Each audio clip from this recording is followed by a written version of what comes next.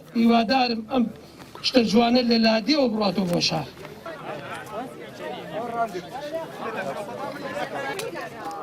بەداخەوە لە ڕۆژی دەی دوانزە کە دەکاتە ڕۆژی جەڕنامەی گردردونی مافی مرۆڤ لە گوندی ڕێژنەی ئازیز دەستێکی ناحەز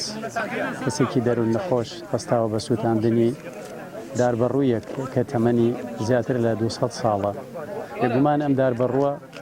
جگەلەوەی کە لە ڕووی ژینگەی و جوانیەکی بەخشیوە بە ناوچەکە و هەروەها کاریگەری ئیجابی هەیە لەسەر پاکردنەوەی سروشتی ناوچەکە و هەڵمژینی دۆمۆکسیدی کاربۆن و بەخشینی ئۆکسیجین بە ناوچەکە. لە هەمان کاتە یاد و یادگاری و بیرەوەری خەڵکی ئەم گوندەی و بابە پیرانی خەڵکی ئەم گوندەی لەگەڵایە. بەداخەوە سووتاندنی ئەو درەختە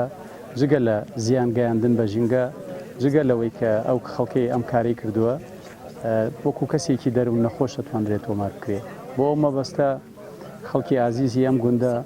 لەلایەنە پەیوەنددارەکان لە پۆلیسی دارستان سکاڵیان تۆمار کردووە.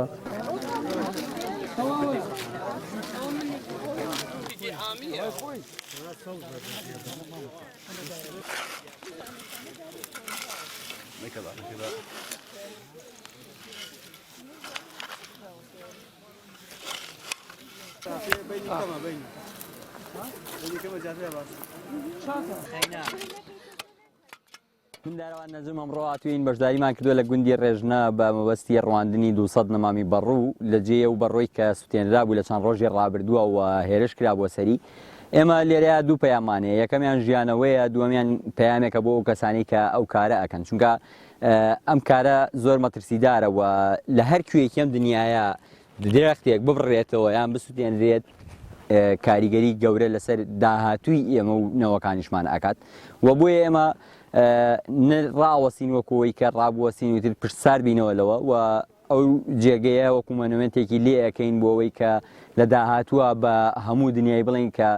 درەخت پاراستنی لە ئەستۆی هەمومانە نەگەوەی کە تەنها کەسانێک بێن درەختەکان بڕوێنن و دواتریش کەسانێک تر بێن بیان سووتێنن.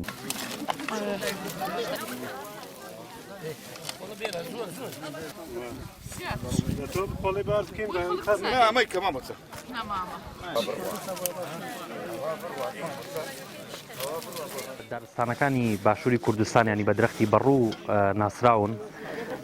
و درەختەکان دارستانەکان سەرۆتێکی گەورەی سروشتین و سەرچاوەی دابینکەری ئۆکسجینن، بەڵام بەداخەوە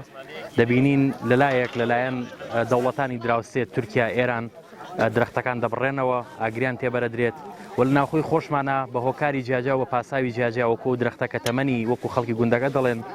زیاتر لە 200 ساڵە درەختێکە لە جۆری بەڕوو بەڵام سووتێنراوە و دواتریش ئەو درەختە ینی بۆ بەدار و ژیانی لەدەستداوە. لە ڕاستی ئەمە زیانێکی زۆر بگەورەیە،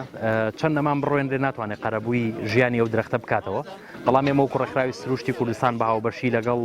ڕێکخراوی ئازادبوون و دەستەی کوردستانی بۆ دراسات و توێژینەوە و دامەزراوەی ڕۆکی کوردستان و لە هەمووی گرنگتر بە